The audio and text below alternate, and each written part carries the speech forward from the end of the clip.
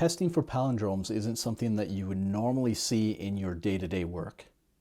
So this challenge is not so much about the palindromes, but the tools that you use to test those palindromes. Because things like working on strings and string comparisons and splitting and joining arrays and regular expressions, that's all stuff that you absolutely will use in your day-to-day. So the palindrome challenge is mostly just a fun challenge that uses regular tools. The challenge looks like this. Create a function that when passed a string like mom or race car will return a Boolean, true or false, to determine if it's a palindrome or not. It's really that simple. We have some test cases down here, 2 true ones and a false one. We are going to have to get rid of the period and the space to make this work. And right out of the gate, we're going to make an assumption. The assumption is this. We are only working on A to Z. Okay? No special characters like the dot or the period. No accents. No characters outside of the Latin alphabet. Okay? That keeps it a little bit simpler for this demo. If you were working in alternate languages, your palindrome function might be more complex. But for now, we're only going to do A to Z, okay? So up here, let's get it started. We are going to create that function. If I can type, function is palindrome, like this. And we're going to pass it that string, okay? Inside of here, we are going to return true. We're going to have some conditions before that could possibly return false. But right now, we're going to return true. The first thing I want to get rid of is the capital letters, okay? And by get rid of, I mean change them to lowercase, not necessarily delete them, because that would be just plain wrong. So I'm going to create a new variable. I'm going to call this lowercase string, and I'm going to make it equal to the string to lowercase, okay? Just like this. So we've already taken care of part of the problem. The problem being that these capital letters are going to get in our way. From there, we're going to create a loop, okay? And this loop is going to be a little bit different. We're going to operate from both sides at the same time. So when we look at this, we're going to use a for loop. And inside of here, we are going to grab I, which is going to be 0. So that's going to start on the left side with the M. But we're also going to grab J, and J is going to be equal to lowercase string, just like this, dot length minus 1. And so J is going to operate from the right side. Minus 1 is this M. So I is going to be this M over here, and J is going to be the M on the right side. Okay? Going back and forth, getting them both. From there, we have our comparison. As we go through, we're going to increment the I and decrement the J. And at some point, J is going to be less than I. So long as I is less than J, we can keep going, okay? I less than J, just like this. This over here should be a semicolon, just like this. And now we increment. So we have that I plus plus, whoops, do it right. And J minus minus, why do I keep hitting that space? That's so weird, but here we are, okay? So we have an if statement. We're gonna get lowercase string I, and we're going to see if it's not equal to lowercase string j. And if that is accurate, then we return false, okay? So if these two don't match up, we return false. At this point, we can open this up, take a look, see what we get. We get true, false, false. So the first one should be true because it's mom. There's nothing in there. The last one should be false because it's always going to be false. And the middle one is false because we haven't gotten rid of the dot and the period. So let's go do that now. Again, staying with the complicated to easy theme, we're going to make it complicated to start. So here is our symbols. We're going to make an array, and it's going to be a dot and a space, okay? From there we go symbols dot for each, just like this, and we get that symbol. Now, Once we have that symbol, we want to remove it from the string. So we have that lowercase string, and we're going to make it equal to lowercase string dot replace all, replacing the S with an empty string. Okay? At which point we get an error. Why do we get an error? Well, because we're trying to reassign. Way up here, let's change this back to let, which should allow it to go true, true, false, which is exactly what we would expect. Okay? We've gotten rid of the special characters, we've lowercased, and we've tested from both sides. Very complex. We can make this just a little bit nicer, whereby a little bit, I mean hopefully a lot by the end of this. So let's make a copy, comment this out, paste it down here, and from here we can start to clean some things up. First, let's take a look at this. Square notation, right? It's been here forever. We've had it, box notation, square notation, whatever you want to call it. We've had it for a long time. There are some new tools that will help us with this, and they are great. The first one we could do would be character at, and we can just put the I in there. And then the same over here, dot character at with a J. And this is doing exactly what it sounds like. It's getting the character at this position. So true, true, false, all is good. We can actually go one further by just getting rid of both of these and replacing them with at. And at gives us a bit of a superpower. So especially when we're outside of loops, if we had to get the last letter from a string, it used to be very popular where we would do something like this. We'd have that bracket notation, right? And we would lowercase string dot length -1. Well, with the at, we can just go dot at -1. And at knows that any negative number is starting from the right-hand side and working in, whereas any positive number would be starting from the left-hand side and working in. So we get a little bit of a superpower there. We can keep moving on. And from here, let's fix this loop, okay? It's very complex. We have two different things going on here. We can make it a little bit better. We are going to use this length bit. So I'm going to copy that out, but I'm going to get rid of the J. There you go. And this one here, just like this. And right here, we are going to replace this with lowercase string dot length divided by 2, which gets us the same thing. Now we aren't quite done. We need to get rid of this J in here, okay? And the J is going to be -I. Now remember, -I starts at 0, and we need to start at -1. So it's -I -1. And that should bring it back to true, true, false. Okay? So we've already done a fair amount of work. We've used some string operators. These also work for arrays. We've cleaned up our loop a little bit, but we can make it even more clean. And the way that we do that is with something called every. Every is kind of like map or filter or reduce, where it gives you the ability to operate on pieces of an array, okay? And the cool thing is that it does the comparison for you. So if every check inside of the every is true, then it returns true. If any single piece of the checks inside of the every is false, then it returns false. So we can actually get rid of all of this right here and just go return, and we want to get that lowercase string, so we're going to copy that. And we need to split it because we are operating on an array. So we're going to get that. It's going to do some funny stuff over here, but that's okay. And then we're going to use that every. And again, it's just like map. So we get the piece of the array we are operating on. We get the index, which I'm going to leave as I because we've been using that.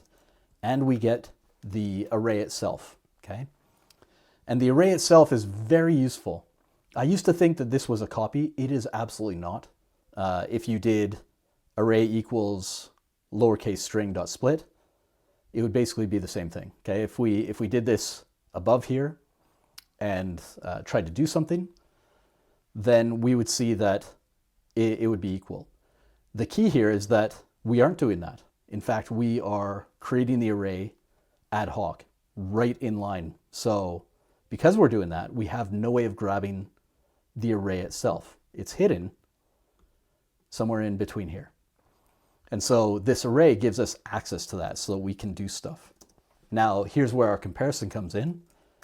We're going to grab the array at -i, because we want to work from the right-hand side, and -1, because we have to go one more than 0. And then we're going to make sure that that's the same as letter. And if it is, then we get true, true, false. Okay? So there's our every. Just like this, we can go a little bit further. We can clean this up. Instead of having split here, we can just put this in square notation and spread it out, bracket notation, and everything still works, true, true, false, so that it all works, because the standard spread for a string is to individual characters. Okay? So we've cut it down. This is looking really sharp. Now I want to focus on this bit above. Okay? Make a copy, comment it, paste it. Here we go. I want to get rid of all of this, because all of this makes no sense to me. It's very verbose. Doesn't really do what we need. So I'm going to start by pasting this in twice and replacing this S with a period and this S with a space, just like this. And now, in theory, I can get rid of all of these lines and it should just work. True, true, false. Excellent. Okay. This isn't where I want to live though, because right now what we have is a situation where, anytime I need to add a new character to this, I need to go and copy this line, paste it down, change it. It could get very, very long in a hurry. So right now, the best option is to replace it with a regular expression. Okay? So to do that, we remove one of these. We remove the first bit from replace all, and we replace it with 2 forward slashes. Now you'll notice that there's no quotes around here. Okay? We don't need them. We don't use them. The only thing that we do need is a G afterwards, and the G stands for global. It's a flag that means global. So our regular expression happens inside of here. We can go a period or a space. And now what we get is everything is true. Why is everything true? Well, because the period in this form means every single character. So we're replacing every single character with an empty string. We're basically comparing empty strings to themselves. Makes not a lot of sense, but we can make it a literal period by escaping it with a backslash. At this point, we're back to true, true, false. Perfect. Okay? Again, not great, but off to a good start. Let's copy and paste this again. So right down here, I'm going to replace all of this because I don't like the backslash. I'm going to replace it with that bracket notation. This is now a range. Okay? So we're testing on a range of things. We can put whatever we want in here, and it will test each individual thing. If you put a dash between two things, like A dash Z, then you're testing all the letters. We'll actually see that in a second. But for now, let's just put a dot and a space. And if we're really lucky, everything still works. Again, this is not where I want to live. In fact, if I was to add anything else, I would have to go in here and update this every single time. So we can, in fact, change to that A to Z that I was hinting at. Right down here, remove all this, go A-Z, and now things break. And the reason things break is because we're getting rid of A to Z. We want to keep A to Z and just get rid of everything else. The way to do that is with a caret character. So we do that, and we get true, true, false. Okay? The character means not this. It has to be at the beginning, but it basically means not A to Z. We can take that further. So really fast, copy and paste, just like this. we could actually change this to a \W. \W means any word character. So not any word character, okay? We're still getting true, true, false. Copy it, paste it down. We actually don't need any of this because when we capitalize this, so right now it's lowercase. If we wanted a number, right, it would be \D. But if we capitalize any of these, they mean the opposite of their current thing. So just by going \W, we get any non-word character. And it still results in true, true, false. Okay? So we have simplified this quite a bit. One thing that I want to do is I want to return to this part here, the bottom part of this function, because we have this loop still.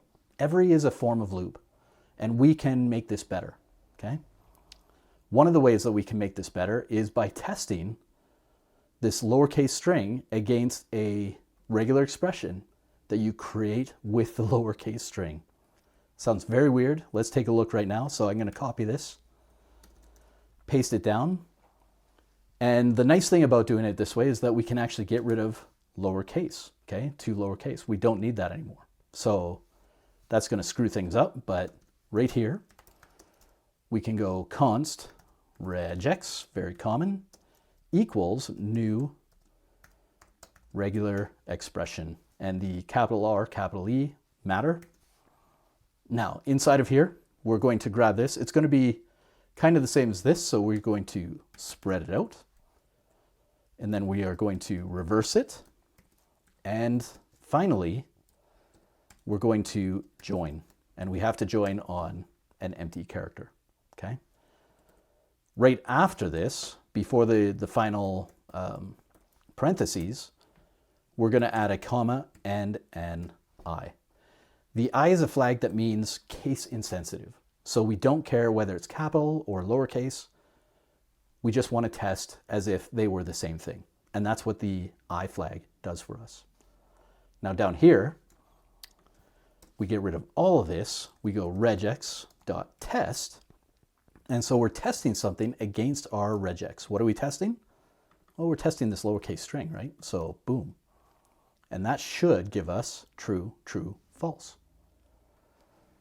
At this point, it's really strong, right? We've done some stuff, but still something in my head says, this isn't quite right. And the reason that it says that is because we are comparing this string to a regular expression that is the reverse string. And because they are both strings, they are both primitives in JavaScript, we should just be able to compare one string to another. And if they are the exact same thing, then it all works out. So what I'd like to do is return to using that lowercase. I'm going to copy this, comment it out, paste it down, open it back up. So we have that lowercase back in here, but we do want to use this, okay? We still want to reverse it and join it. And all the way down here, we're going to go that reverse string equal to lowercase string, okay? And we get true, true, false, okay? So we're just comparing strings, which means that we can just use the equality operators to check for that, okay? We don't have to do any of this this fun stuff up here to get there. And at the same time, we've removed that loop. So it's hopefully a little bit more efficient, okay? And that brings us to the end of it. We have a really good solution here. Again, interviews, there's a little bit of stress. If somebody gets somewhere in the middle here with one of these middle solutions, I think that's really solid, right? There might be other solutions. I didn't cover everything, obviously. And it obviously makes assumptions about only using A to Z, okay? So there are some questions about like, okay, how would you get accents in there if they found it really easy, right? If they're struggling, maybe leave that question out. But lots of different options. So to review, we started out with something really complicated in my mind. This loop, working from both sides the way that it was, very verbose. It does get the job done. and it's kind of magic, right? It's there's a lot going on here. We reduced it a little bit, used some of the available functionality there, and went further by even getting rid of the loop entirely and replacing it with every, which allowed us to compare stuff. And we did have some different stuff in there, right? Stuff that you would use in the maps or filters or reduce of the world, right? All that good stuff. From there, we went and started to clean some things up, right? So right here, we got rid of all of this symbol logic because it's just too much, right? We can do better. We cleaned it up. We changed it to a regular expression where we could start getting things. We reduced that even further, but still a little bit complicated to update. And then we started cleaning it up by focusing only on what we needed to test. So getting rid of anything that wasn't A to Z, anything that wasn't A to Z, and anything that was not A to Z. Okay? And then lastly, we looked at a couple ways of removing the every so that we just had a really clean way of doing it. One way was to make a regular expression out of the reverse of the string that we were testing. And because we were just comparing two strings, the other way was just to compare those two strings directly, right? Because they're both primitives, we can do that very, very efficiently. So lots of different options. I'm sure that there are others out there, but again, just a lot of fun here with ripping apart these strings, putting them back together, flipping them around, and testing to see if they are the same. If you have any questions, drop them in the chat or in the comment section, and I will answer them. Otherwise, I'll see you in the next one.